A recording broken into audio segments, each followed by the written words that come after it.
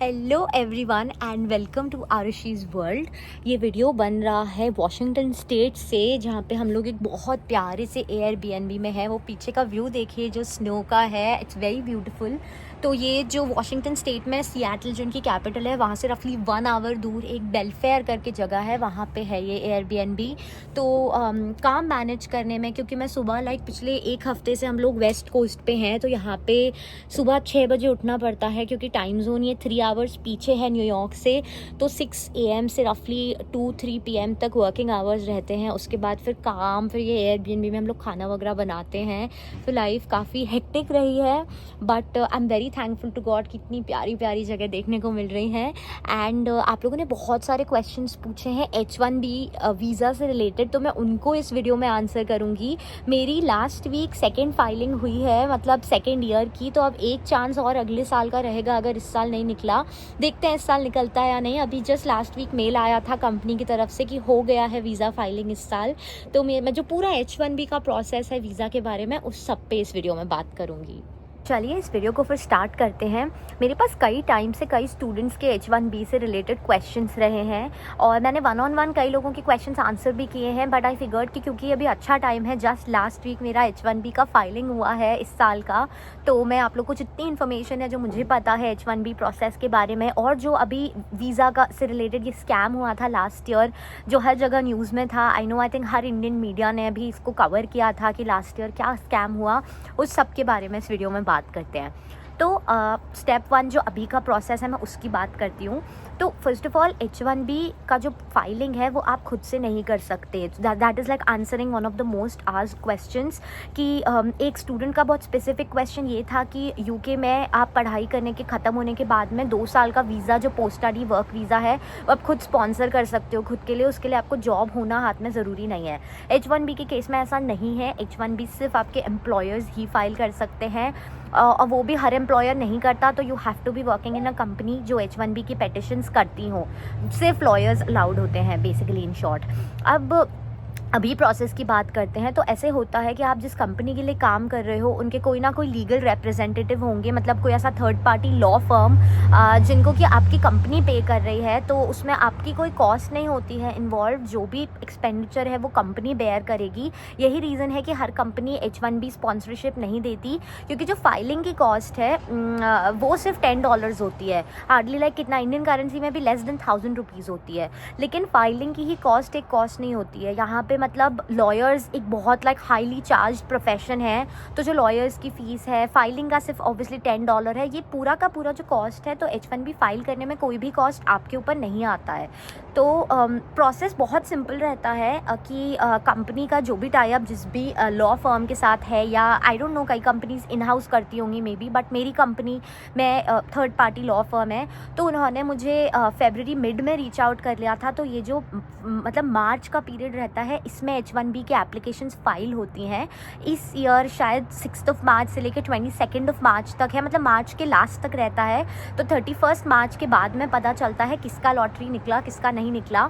तो वही लॉयर्स ने मुझे रीच आउट कर लिया। उन्होंने इन्फॉर्मेशन बहुत स्टैंडर्ड रहती है, आपका passport, degree certificates, transcripts. Degree certificates India के भी लगे थे, यहाँ के भी लगे थे। तो मतलब अंडर ग्रेड की भी जो मार्कशीट्स हैं वो काम आई।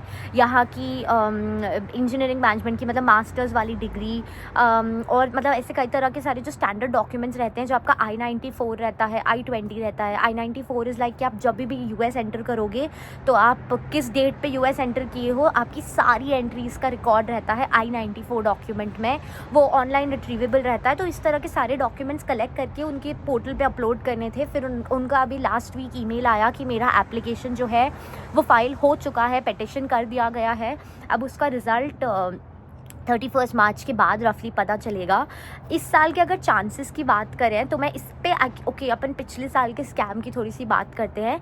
तो लास्ट ईयर ये हुआ था कि रफली जो 4 लाख एप्लीकेंट्स हैं, उनके ये पता चले थे कि आउट ऑफ 700,000, तो रफली 7 लाख एप्लीकेशंस में से 4 लाख एप्लीकेशंस जो थी वो डुप्लीकेट थी। डुप्लीकेट मतलब कि मैंने जिस कंपनी के लिए मैं मान लीजिए काम कर रही हूँ, तो मैंने उनके अलावा 4 और लाइक कंसल्टेंट्स ढूंढ के जो प्राइवेट मतलब पैसा चार्ज कर रहे हैं, मैंने 5 जगह से अपनी एप्लीकेशन फ़ाइल करा दी, मैंने 6 जगह 7 जगह से करा दी। ऐसा लिटरली काफ़ी सारे इंडियंस ने किया था। तो ये जो चीज़ है ये USCIS के पकड़ में आ गई। तो USCIS ने अल्टीमेटली लाइक इस पर बहुत स्ट्रिक्ट एक्शन लेते हुए इस साल से पासपोर्ट आइडेंटिफायर मैंडेटरी कर दिया है। तो इस साल पर पासपोर्ट नंबर आप सिर्फ एक ही एप्लीकेशन कर सकते हो। आई मीन इस पर काफ़ी सारे लोगों ने एक लाइक कॉन्ट्रडिक्टिंग ओपिनियन देके ये कहा था कि इसमें कुछ इलीगल नहीं है, उन्होंने सिर्फ लूप होल का फ़ायदा उठाया जो सिस्टम में था, कि इसमें कुछ भी ऐसा नहीं है जो अनएथिकल है, अपना सिस्टम ऐसा बनाया है कि उसमें एक छोटा सा लूप होल है, वो लोगों ने पकड़ लिया तो उसमें क्या गलत किया। इस तरह की कई सारी ओपिनियंस मैंने रेडिट पे पढ़ी थी, बट अल्टीमेटली ये ओपिनियंस जितना भी कॉन्वर्सेशन ये सब कुछ काम नहीं आया। मतलब जो गवर्नमेंट ने जिन लोगों के हुआ ये कि जिन जो कंसल्टेंसीज इस स्कैम में पकड़ी गई, कई कंपनीज ब्लैकलिस्ट कर दी गई, जिनका ये पता चला कि ये इस तरह से इलीगली लाइक मल्टीपल एप्लीकेशंस लोगों की फ़ाइल करा रहे हैं ऐसे लोगों का। तो एक जो मेजर रूल H1B का होता है वो ये होता है कि आपका एम्प्लॉयर जिनके साथ आप काम कर रहे हो और काम करते रहोगे अक्टूबर तक आपको, मतलब सेम कंपनी में, तो वो आपके लिए फ़ाइल कर सकती हैं। तो इसमें ये पता चला कि कुछ कंपनीज़ ऐसी हैं जिनमें वो एम्प्लॉयज़ उनके साथ काम कर ही नहीं रहे हैं। तो ऐसे जितने भी एप्लीकेशंस को एक USCIS कैच कर पाई, आई एम प्रिटी श्योर कि 100% तो नहीं हो पाए होंगे, बट रैंडमली ये हुआ कि जिसकी भी एप्लीकेशन पकड़ी गई कि आपने ऐसे मल्टीपल फाइलिंग्स करी हैं, सब तो जिनकी लॉटरी पिक हो भी गई थी वो सब रिवोक कर लिया गया। ये केस इतना मतलब आगे तक गया था कि 70, मैंने ये चीज़ पढ़ी थी कि 70 इंडियन स्टूडेंट्स ने US गवर्नमेंट को भी सू किया था, उनके अगेंस्ट केस किया था इस चीज़ को लेके कि US गवर्नमेंट ने इनका एक एडमिनिस्ट्रेटिव एक्ट करके होता है उसको वायलेट करके मतलब बिना किसी एविडेंस के, मतलब इंडियन स्टूडेंट्स का ये कहना था, ये 70 इंडियन स्टूडेंट्स जिन्होंने केस किया था US गवर्नमेंट के अगेंस्ट, उनका ये कहना था कि गवर्नमेंट ने ये मान लिया बाय डिफ़ॉल्ट कि जस्ट बिकॉज एम्प्लॉयर्स जो हैं वो फ़र्ज़ी हैं, तो इसका ये डायरेक्ट मतलब नहीं है कि जो एम्प्लॉयज़ हैं वो भी फ़र्ज़ी रहे हों। मतलब मे बी एम्प्लॉयज़ ना इन्वॉल्व रहे हों इस स्कैम में, मे बी एम्प्लॉयज़ का डायरेक्ट मतलब ये मिस इंटरप्रेट कर लिया गया कि एम्प्लॉयज़ का इंटेंशन फ्रॉड करना ही था। तो उनकी बात लीगली सही थी कि हाँ मे बी हो सकता था कि इन स्टूडेंट्स का इन्वॉल्वमेंट ना हो, बट चांसेस ये भी हैं कि शायद इन स्टूडेंट्स का इन्वॉल्वमेंट रहा हो, वो इसी इंटेंशन से ही कर रहे हों कि हमें कैसे भी अपना H1B पिक कराना है।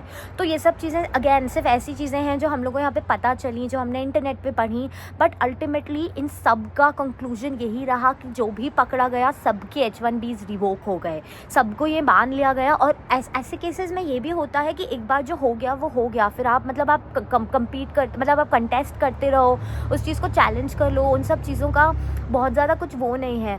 तो इसलिए आई वुड स्ट्रांगली अर्ज कि इस तरह के जो वीज़ा स्कैम्स होते हैं ये कभी वर्थ इट नहीं होते, आपके ऊपर हमेशा ये रिस्क रहेगा। तो अगर कोई भी प्राइवेट कंसल्टेंट्स अगर आपको रीच आउट करें, प्लीज़ बी केयरफुल कि आप उनका बैकग्राउंड चेक कर लो, क्योंकि अगर वो फर्जी हैं किसी भी वे में या कैपेसिटी में, और अगर आपका उनके साथ इन्वॉल्वमेंट हो गया, भले ही आपको नहीं पता कि उनका ऐसा लाइक जो भी लाइक ब्लैक वो चल रहा है, तो ऐसे केस में आपको भी लाइक उस चीज़ का वो जो कॉन्सिक्वेंस है वो फेस करना पड़ सकता है। तो ये पूरा ऐसा नटशेल में था कि रफली लाइक 400,000 एप्लीकेंट्स उसमें ऐसे डुप्लीकेट पाए गए थे। तो इस साल ये एक्सपेक्टेड है, इससे मतलब let's come back to this year now, इस साल ये एक्सपेक्टेड है कि लाइक हम जैसे स्टूडेंट्स जिनके लास्ट ईयर बहुत कम लोगों के वीज़ाज़ निकले थे H1B, मैं मेरे टोटल जितने ऐसे फ्रेंड्स में जानती हूँ मेरे को सिर्फ 2 या 3 लोग पता हैं जिनके H1B पिक हुए थे। इसी कारण लास्ट ईयर क्योंकि ये पूरा जो फर्जी स्कैम है ये मार्च वाली लॉटरी में पकड़ा गया था, तो उन्होंने एक सेकेंड लॉटरी पिक करी थी अगस्त में, उसमें और 1-2 लोगों के निकल गए थे, people that I know. But overall इस साल ये अच्छी न्यूज़ है, क्योंकि लास्ट ईयर हम सबको ये जान के बहुत शॉकिंग लगा था, ये हम जैसे बच्चों के लिए बहुत अनफेयर है कि हम लोग मास्टर्स में आके इतना पैसा स्पेंड करते हैं, लाइक 40-50 लाख रुपीज़ अपनी लाइफ लॉन्ग सेविंग्स, वो सब मतलब स्पेंड करने के बाद में हम जैसे बच्चों का चांस बहुत कम हो गया था पिछले साल ऐसे फर्जी एप्लीकेशंस के कारण। और मतलब ये तो कई टाइम से चला ही आ रहा होगा। तो इस साल आई am very actually hopeful and happy कि USCIS ने इस चीज़ पे इतना स्ट्रॉन्ग मेजर लिया है, क्योंकि उससे डेफिनेटली हम जैसे बच्चों का चांस इंक्रीज़ होगा पिक करने का, क्योंकि उन्होंने डुप्लीकेट एंट्रीज़, मल्टीपल एंट्रीज़, ये सब चीज़ें इस साल ये बहुत स्ट्रॉन्ग मेजर लगाया है कि पासपोर्ट आइडेंटिफिकेशन है। तो इससे हम सब लोग काफ़ी होपफुल हैं कि देखते हैं इस बार शायद ज़्यादा लोगों का लॉटरी पिक होने का चांस है। इसके जो एग्जैक्ट नंबर्स हैं ये सब कभी पता चलते हैं, कभी नहीं पता चलते हैं, बट अल्टीमेटली ऐसे फ्रेंड सर्कल में ही ऐसा एक एवरेज पता चलता है कि अच्छा अगर आप 50 लोगों को जानते हो तो उसमें से कितने लोगों का निकला है वीज़ा, ऐसा करके। तो this year we are very hopeful कि ज़्यादा लोगों का निकलेगा। और H1B अगर निकल जाता है तो फिर वही आगे का प्रोसेस रहता है कि आपको पासपोर्ट स्टैम्प कराने के लिए H1B का वीज़ा अपने होम कंट्री ट्रैवल करना पड़ेगा। उन्होंने बोला है कि यूएस में भी करा सकते हैं, लेकिन उसको लेके अभी कोई क्लैरिटी नहीं है। तो ट्रेडिशनली कन्वेंशनली यही चला आ रहा है कि अगर आपका H1B निकल जाता है तो आपको सिर्फ वीज़ा स्टैंपिंग कराने के लिए इंडिया ट्रैवल करना पड़ेगा अक्टूबर के बाद में। But let's see, as such मैंने चीज़ लाइक पहले भी बोली है, तो मैं पर्सनली बहुत ज़्यादा वरिड ऑनेस्टली नहीं हूँ H1B को लेके। मुझे ऐसा लगता है अगर किस्मत यूएस में लिखी होगी, बेस्ट होगा सब कुछ यहाँ पे आगे के लिए, तो वीज़ा निकल जाएगा। वरना यूएस आना भी मेरे लिए लाइक पहली चॉइस नहीं थी। मैं बहुत टाइम तक सोचती थी मैं यूके जाऊँगी, तो इसलिए I am not too worried, but I am hopeful yes. और मैं डेफिनेटली आप लोग को अपडेटेड रखूँगी जैसे ही पता चलेगा, लाइक निकला नहीं निकला जो भी होगा, I share it with you guys. और भी इस एक H1B की फाइलिंग या वीज़ा से रिलेटेड अगर आपके पास कुछ क्वेश्चंस हो तो मुझे प्लीज़ बताइएगा। और बस बाकी यहाँ पे वॉशिंगटन स्टेट एंजॉय कर रही हूँ। ट्रैवलिंग काफ़ी हेक्टिक हो जाती है, नींद नहीं हो पाती है, उसी कारण वीडियोस भी नहीं बनते हैं, क्योंकि रिमोट जॉब हेक्टिक रहता है। 9 to 5 करने के बाद फिर ट्रैवल करना, थोड़ा खाना वाना बनाना या एयरबीएनबी में, तो at the end of the day इतनी थकान होती है कि ट्रस्ट मी कैमरा उठाने का ऐसा हिम्मत इंटेंट कुछ भी नहीं रहता है। But I will be back with more videos, तो आप प्लीज़ बताइएगा आप क्या देखना चाहेंगे। And bye, take care.